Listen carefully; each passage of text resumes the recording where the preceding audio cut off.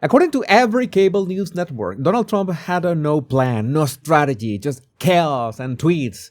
And then, over Easter weekend, the United States military pulled off a rescue operation that military historians are already calling unprecedented, and did it without losing a single American life.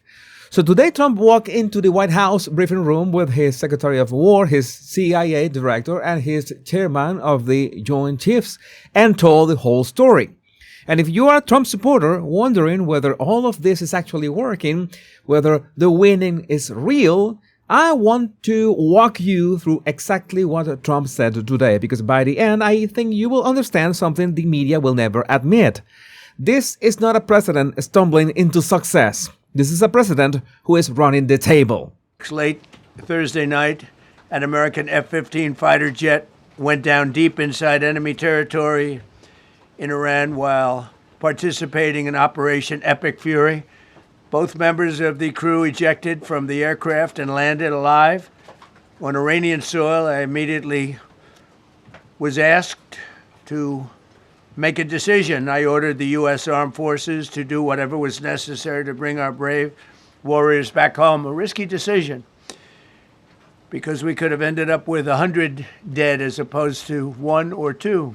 It's a hard decision to make. But in the United States military, we leave no American behind. We don't do it. That line, we leave no American behind, we don't do it. Simple, direct, and Trump meant it, because what happened next is wild. The pilot was rescued first. Daylight, 7 hours of flying over hostile Iranian territory. Helicopters taking bullets. A-10 Warthogs doing what A-10 Warthogs do, putting themselves between the enemy and the downed pilot. They got the pilot out, but the weapons systems officer, the backseater, had landed miles away. He was injured, bleeding, surrounded by IRGC forces and local militia, and Iran put out a public bounty on him. He scaled cliff faces, bleeding rather profusely, treated his own wounds, and contacted American forces to transmit his location. They have a very sophisticated beeper-type apparatus that is on them at all times. This colonel, badly hurt, climbed a mountain, treated his own wounds, and waited for almost 48 hours. And John Ratliffe was incredible. It was actually their genius that called us from, he was 40 miles away, and he said, you know, we're seeing something moving up in the mountain. This is at night. And they kept the camera on him for 45 minutes. It wasn't moving, and they said, you know, probably wrong, but we're seeing something moving. This is a vast mountain, vast, thick, with bushes, trees. He said, we see something moving 40 miles away. It was the head of a human being, I'm telling you, it's moving. And then all of a sudden, 45 minutes later, he moved a lot. 40 miles away, a camera locked on a mountain full of bushes and trees, and a CIA analyst said, I see something moving. 45 minutes later, that something stood up, and the entire American military machine went into motion. Now think about what Trump described next, because this part does not get enough attention. So we thought there may be a problem taking off because of the weight of the plane, and then we also had all the men jumping back onto the planes, and they got pretty well bogged down, and we had a contingency plan, which was unbelievable, where lighter, faster aircraft came in, and they took them out. We blew up the old planes. We blew them up to smithereens because we had equipment on the planes that, frankly, we'd like to take, but I don't think it was worthwhile spending another 4 hours there taking it off. So we didn't want anybody to have, we have the best equipment anywhere in the world. We didn't want anybody examining our anti-aircraft and other equipment. They landed transport planes on a farm, not a runway, a farm. And the planes got stuck in wet sand, and the contingency plan was already in motion. Smaller, faster planes came in, loaded everyone up, 15-minute intervals, and the old planes blew them up so Iran couldn't touch the equipment. So Trump said something that stuck with me. He said he was almost more impressed by the contingency plan than the rescue itself, and that tells you something. That tells you the people around Trump planned for failure even before they even launched. That is not chaos. That's being prepared at a level most people cannot even imagine. You see, we flew for 7 hours in daylight over Iran to get the first pilot.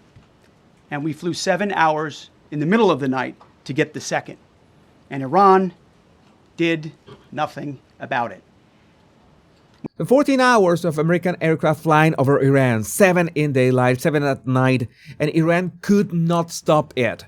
And that brings me to the bigger picture, because the rescue is just one piece of what is happening. They're at the weakest point they've ever been. They have no Navy, they have no Air Force, they have no anti-aircraft weaponry, they have no radar, they have no communication. In fact, the biggest problem we have in our negotiation is that they can't communicate. I said to Steve, what are they saying? Sir, they can't communicate. They have no method of communication. So we're communicating like they used to communicate 2,000 years ago with children, bringing a note back and forth. They have no communication. No Navy, no Air Force, no radar, no anti-aircraft, no communications. Trump said the biggest problem in the negotiations is that Iran literally cannot talk to his own people. They are sending messages back and forth with human couriers like it is 2,000 years ago.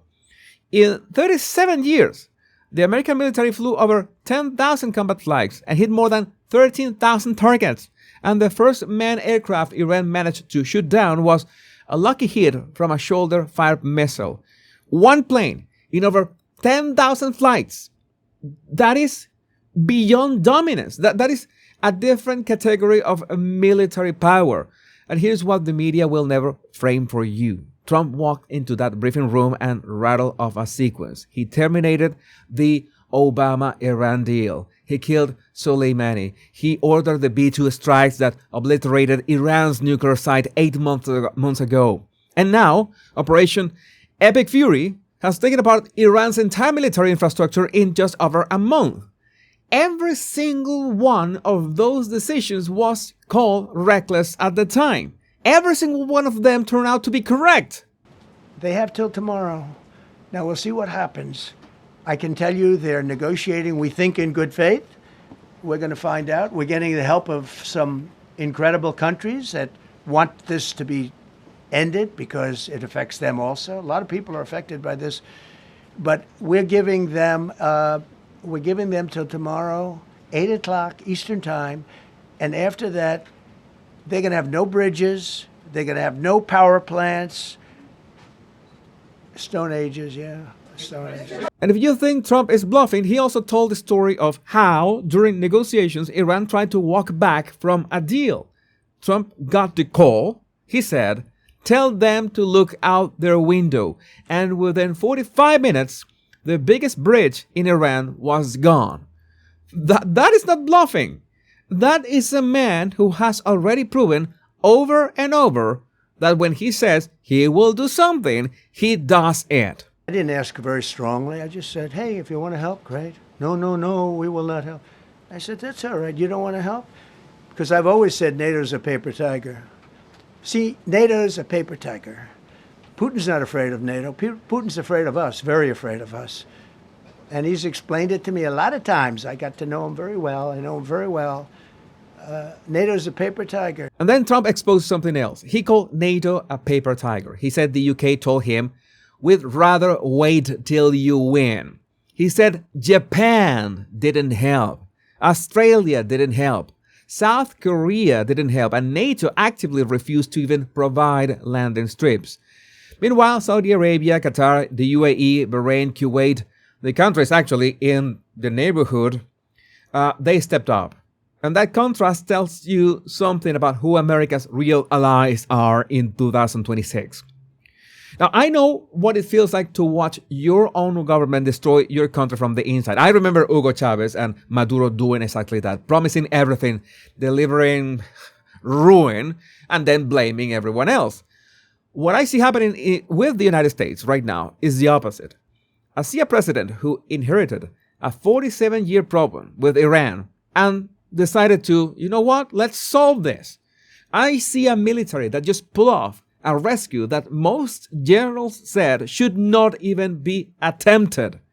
I see a country that captured Maduro in 45 minutes took Venezuela's oil as payment and has that country moving, my country moving towards real election. I see 101 missiles fired at the USS Abraham Lincoln and 101 missiles shot down every single one.